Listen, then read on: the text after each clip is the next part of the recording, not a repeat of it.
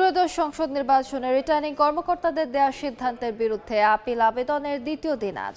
ইসিতে আছেন সহকর্মী কাউসারা চৌধুরী কুমু, সরাসরি চলে যাচ্ছি তার কাছে।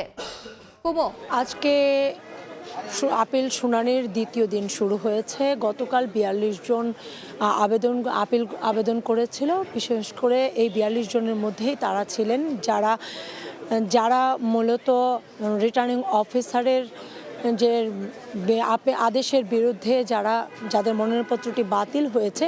মূলত এই ৪২ জনের সব কয়েকজনের মনোনয়নপত্র বাতিল হয়েছিল, অবৈধ হয়েছিল, যার কারণে তারা গতকাল আপিল করেছেন। যদিও মনোনয়নপত্র যাচাই বাছাইয়ের শেষ পর্যন্ত সারা দেশে ৭২৩ জনের মনোনয়নপত্রটি অবৈধ ঘোষণা করে সারা দেশের রিটার্নিং অফিসাররা। তবে এখানে যাদের মনোনয়নপত্রটি অবৈধ হয়েছে তারা যেমন আপিল করতে পারবেন, একই সাথে কোনো সম্ভাব্য কোনো প্রার্থীর পক্ষেও বিপক্ষেও কিন্তু কেউ আপিল করতে পারেন। সেক্ষেত্রে কোনো ব্যক্তি হতে পারেন, সংক্ষুব্ধ কোনো ব্যক্তি, কোনো সরকারি আর্থিক প্রতিষ্ঠান অথবা সরকারি সেবাদানকারী প্রতিষ্ঠানও হতে পারে।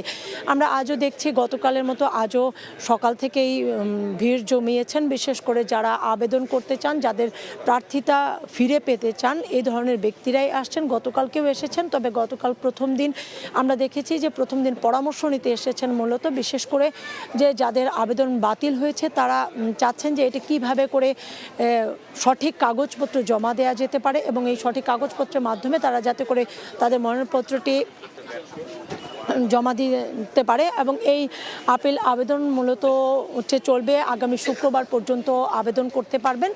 তারপরেই কিন্তু আবেদনের পরিপ্রেক্ষিতেই শুনানি করবে নির্বাচন কমিশন এবং তখনই নির্বাচন কমিশন সিদ্ধান্ত নেবে সবার পক্ষে বিপক্ষে মতামতের উপর ভিত্তি করে যে কার প্রার্থিতা বাতিল করবে এবং কার প্রার্থিতা আসলে বৈধ হিসেবে ঘোষণা করবে।